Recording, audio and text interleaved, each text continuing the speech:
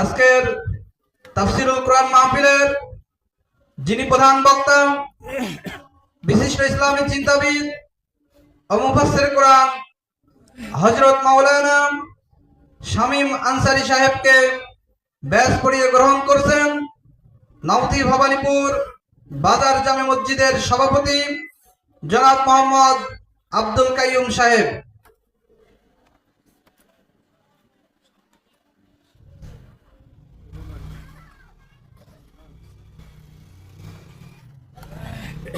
সম্মানিত উপস্থিতি, আজকের তাফসিরুল কোরআন মাহফিলের যিনি প্রধান বক্তা, বিশিষ্ট ইসলামী চিন্তাবিদ ও মুফাসসির কোরআন হযরত হাফেজ মাওলানা শামীম আনসারী সাহেব, খতিব মির্জাপুর কেন্দ্রীয় জামে মসজিদ, আমি হযরতকে তার মূল্যবান আলোচনা পেশ করার জন্য সবিনয় অনুরোধ জানাচ্ছি।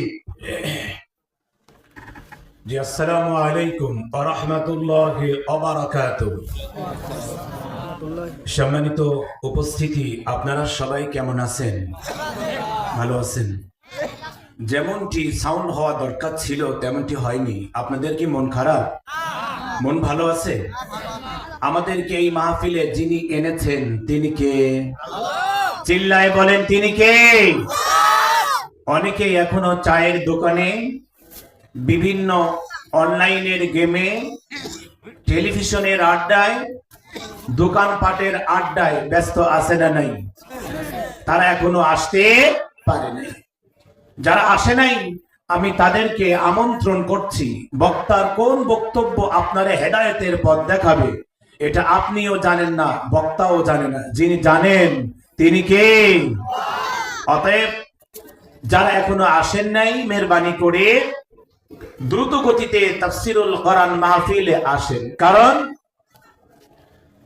আমাদের গ্রামের মায়েরা যে ডিমগুলি ফোটান, সেই ডিমগুলি যদি মুরগির পেটের নিচেই পড়ে তাহলে সেই ডিমগুলি দিয়ে বাচ্চা হয়, ঠিক কিনা?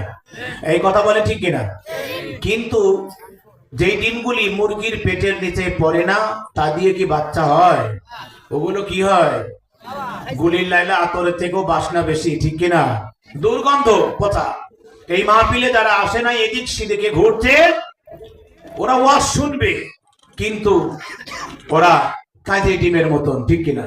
অতএব আমি আপনাদের আজকের এই মাহফিল থেকে আহ্বান করছি, আলোচনার শুরুতেই সংক্ষিপ্ত সময় এবং রাত 12টার আগেই ইনশাআল্লাহ আমাদের মাহফিলের যাবতীয় কার্যক্রম শেষ হবে ইনশাআল্লাহ। অতএব রাত ভারী হবে না।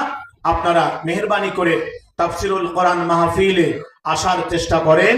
আল্লাহ তাদের আসবার তৌফিক দান করেন। সকলে পড়ছি আমিন।